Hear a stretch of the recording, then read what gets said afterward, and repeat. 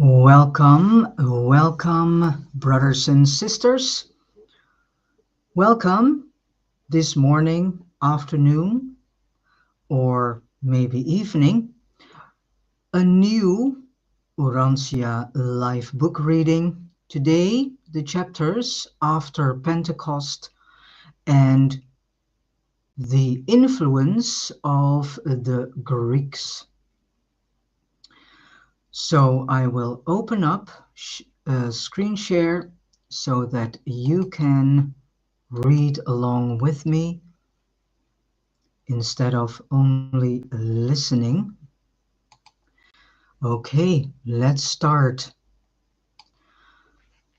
The Urantia Book, paper 195, after Pentecost.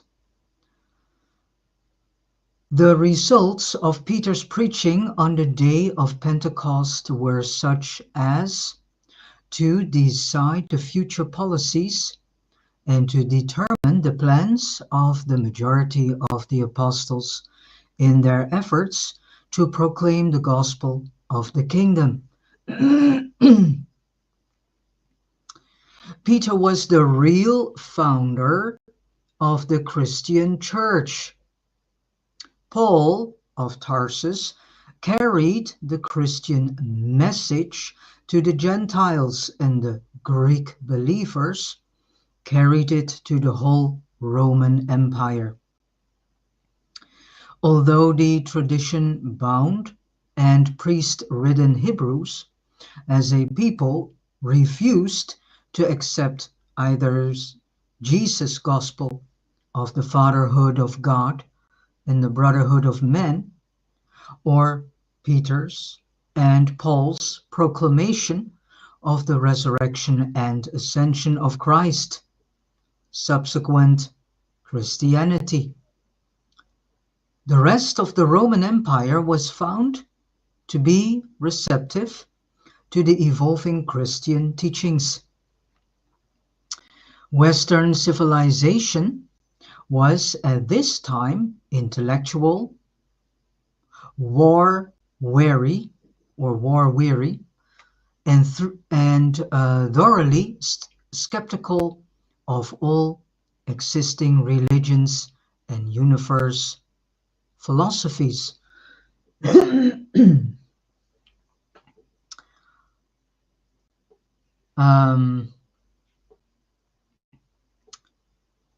The peoples of the Western world, the beneficiaries of Greek culture, had a revered tradition of a great past.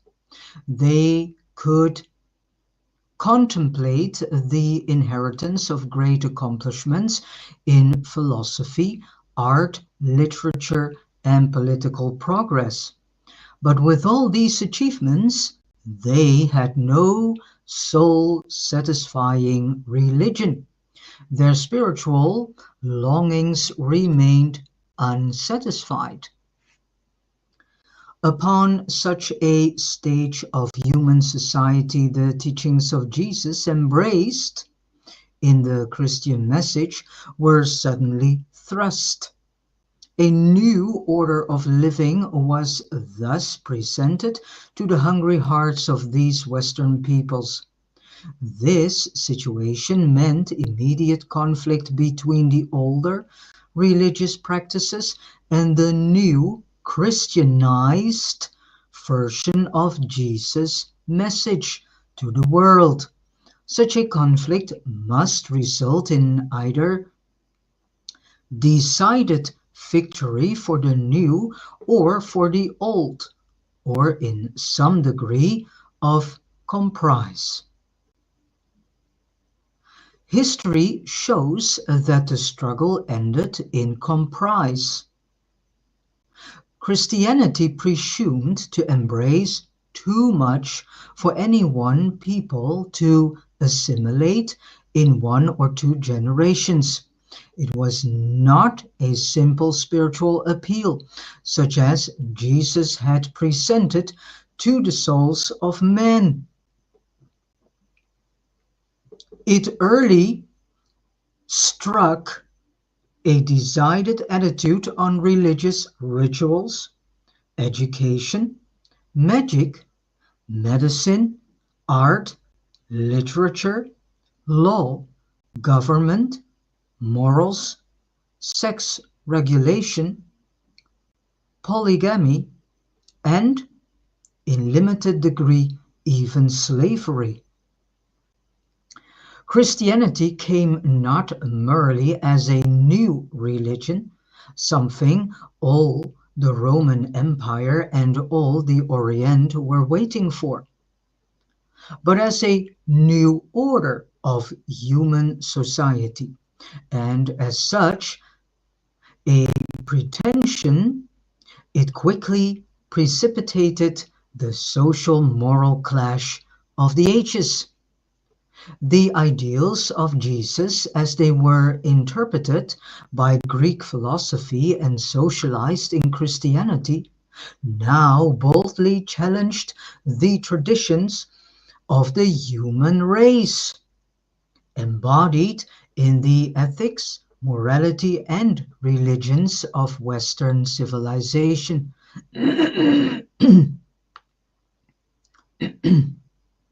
Uh-oh. Mm. At first, Christianity won as comforts only the lower social and economic strata. But by the beginning of the second century, the very best of Greco-Roman culture was increasingly turning to this new order of Christian belief. This new concept of the purpose of living and the goal of existence. How did this new message of Jewish origin, which had almost failed in the land of its birth, so quickly and effectively capture the very best minds of the Roman Empire?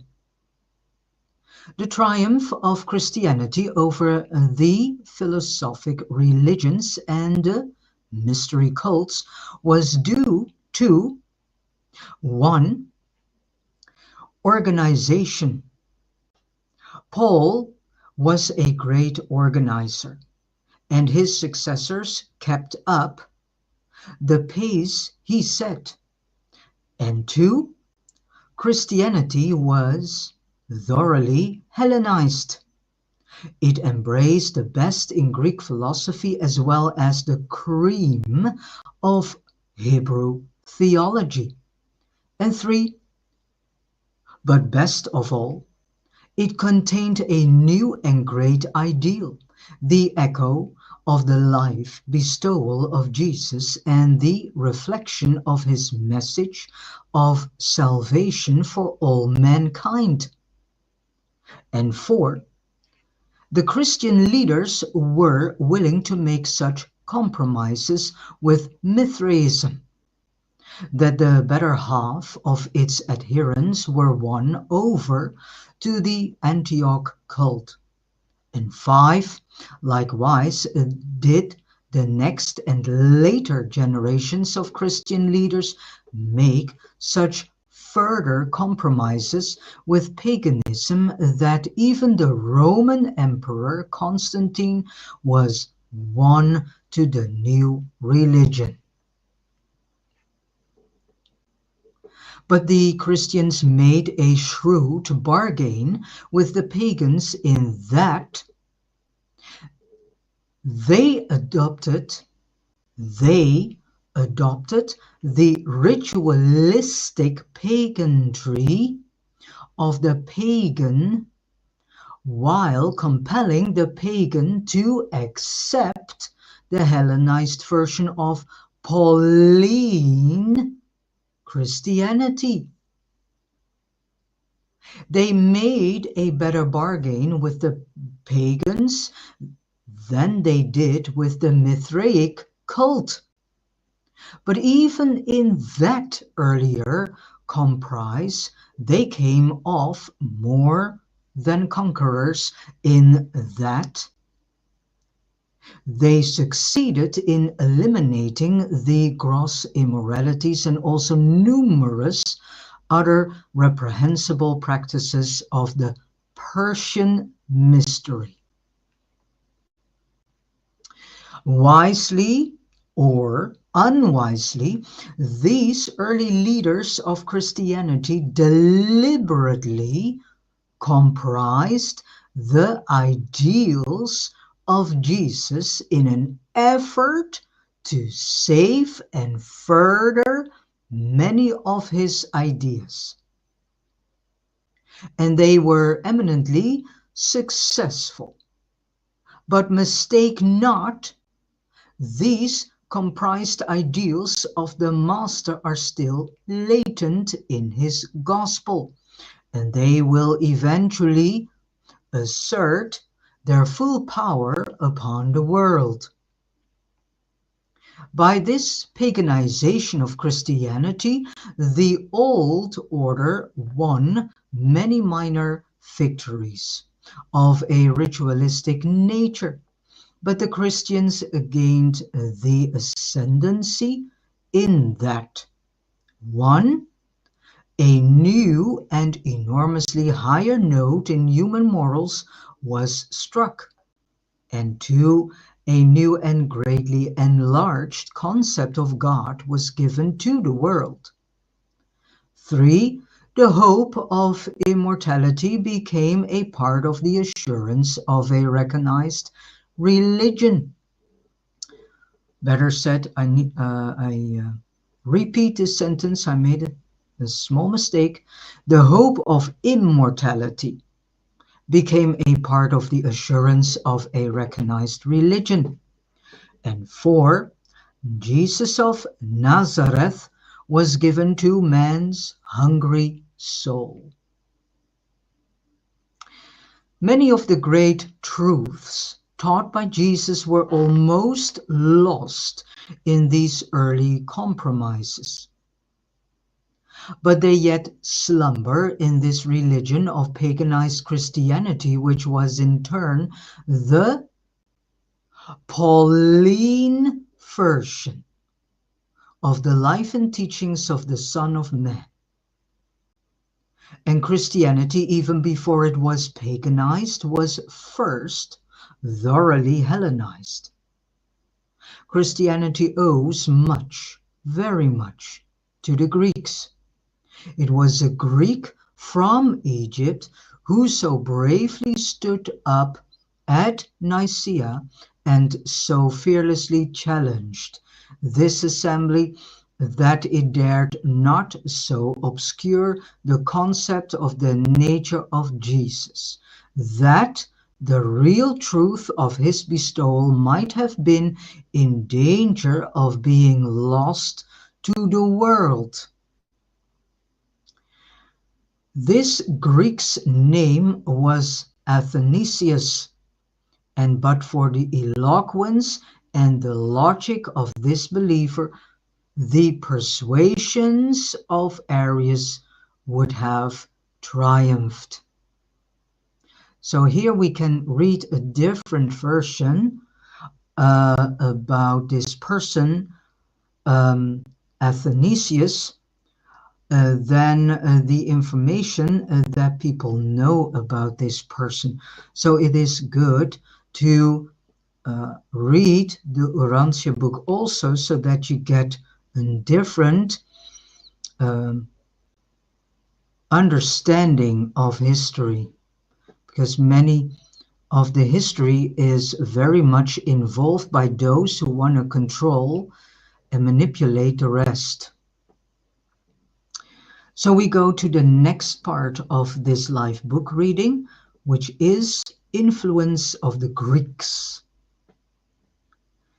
The Hellenization of Christianity started in earnest on that eventful day when the Apostle Paul stood before the Council of the Areopagus in Athens and told the Athenians about the, between quotation marks, the unknown God. There, under the shadow of the Acropolis, this Roman citizen proclaimed to these Greeks his version of the new religion which had taken origin in the Jewish land of Galilee. And there was something strangely alike in Greek philosophy and many of the teachings of Jesus. They had a common goal, both aimed at the emergence of the individual. The Greek at social and political emergence, Jesus at moral and spiritual emergence. The Greek taught intellectual liberalism leading to political freedom. Jesus taught spiritual liberalism leading to religious liberty. These two ideas put together constituted a new and mighty charter for human freedom. They presaged man's social, political, and spiritual liberty. Christianity came into existence and triumphed over all contending religions primarily because of two things. One, the Greek mind was willing to borrow new and good ideas even from the Jews. Two, Paul and his successors were willing but shrewd and sagacious compromisers. They were keen theologic traders. At the time Paul stood up in Athens preaching Christ and Him crucified, the Greeks were spiritually hungry. They were inquiring, interested, and actually looking for spiritual truth. Never forget that at first the Romans fought Christianity while the Greeks embraced it, and that it was the Greeks who literally forced the Romans subsequently to accept this new religion, as then modified as a part of Greek culture. The Greek revered beauty, the Jew holiness, but both peoples loved truth.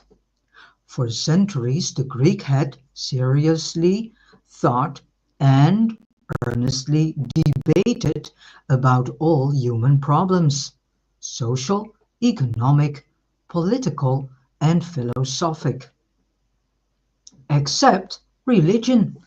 Few, uh, few Greeks had paid much attention to religion. They did not take even their own religion very seriously. For centuries, the Jews had neglected these other fields of thought while they devoted their minds to religion. They took their religion very seriously, too seriously, as illuminated by the content of Jesus' message.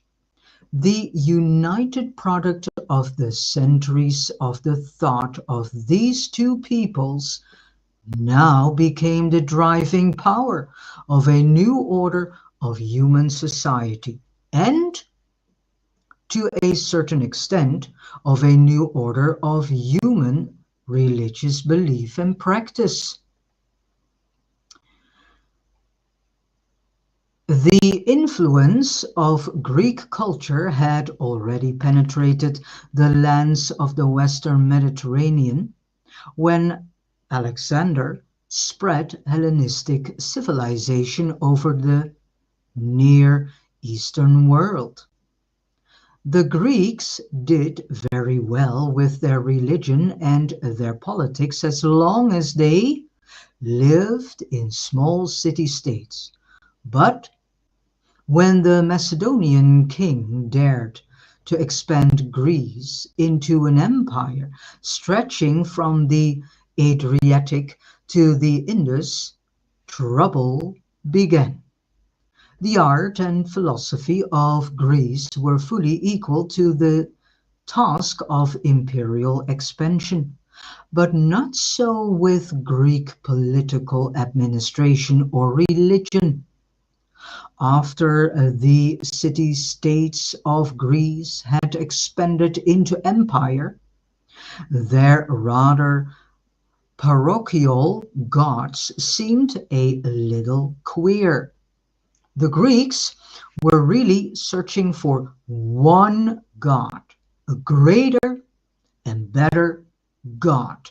When the Christianized version of the older Jewish religion came to them, the Hellenistic Empire as such could not endure. Its cultural sway continued on, but it endured only after securing from the West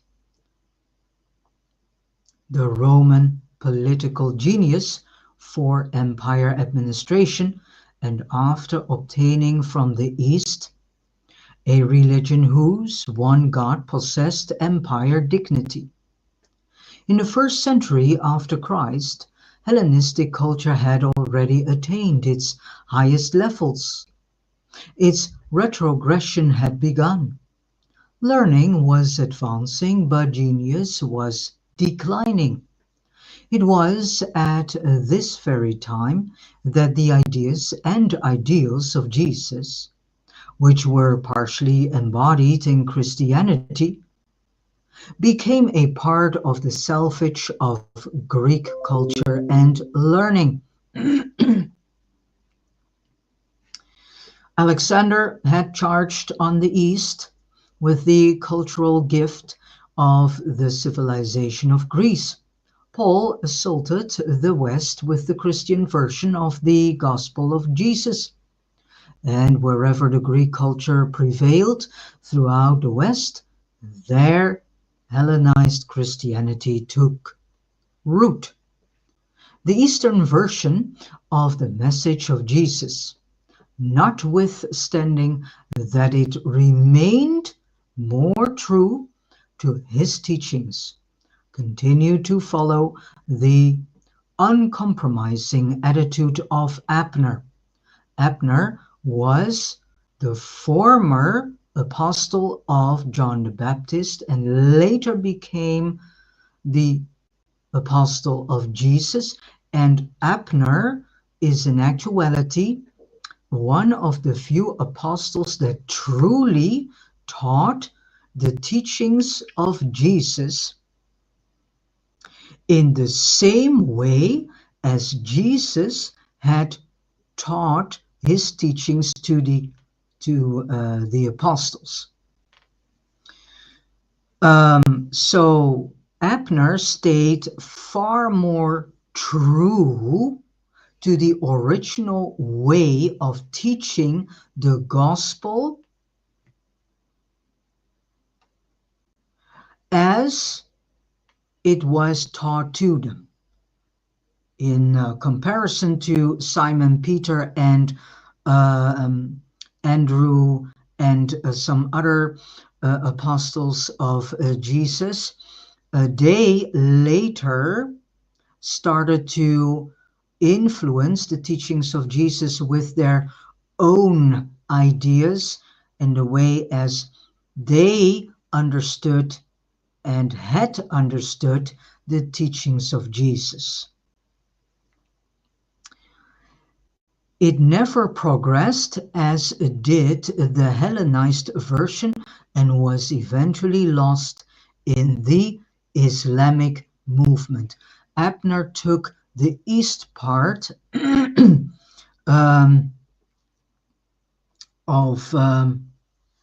what was it? Where Jerusalem, I think.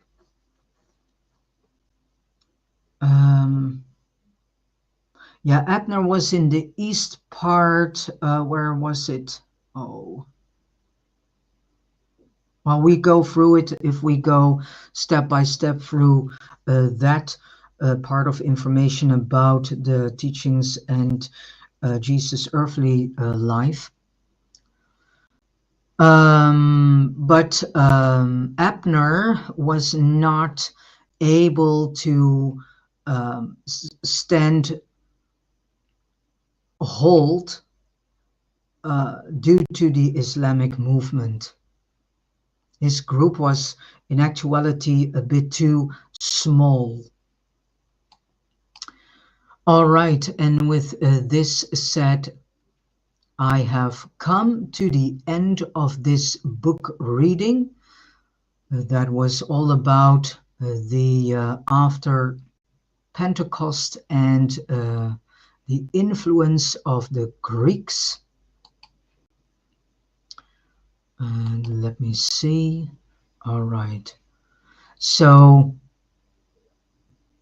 I will do this. Yeah.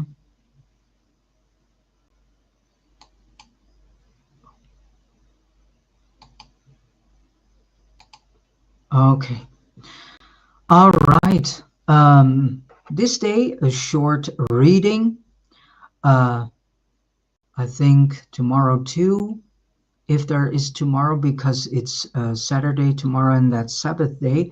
So I will see if I do a live book reading, and otherwise on Sunday. Um, I want to thank you so much for listening and for reading along with me. And please listen and read again this live book reading, and find yourselves the Urantia book yourself, online version, and read it yourself too. So again, thank you so much for listening. Enjoy your day, and God bless you.